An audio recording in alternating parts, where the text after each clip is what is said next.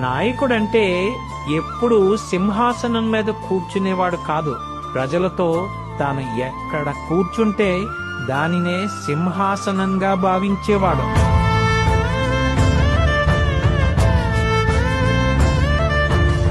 అందరినీ సమదృష్టితో చూడగలిగేవాడు.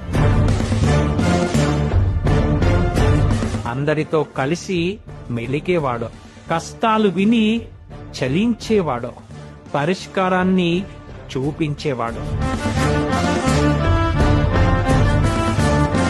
కించిత్ గర్వం కూడా ఎరుగని గొప్ప లక్షణాలు కలవాడు.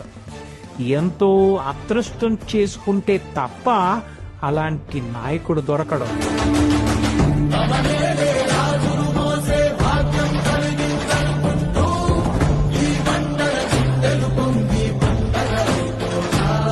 పేదలకు న్యాయం జరిగే వరకు, మీ జీవితాల్లో వెలుగొచ్చే వరకు మీకు అండగా ఉంటానని మరొక్కసారి అందరికీ హామీ ఇస్తున్నాను.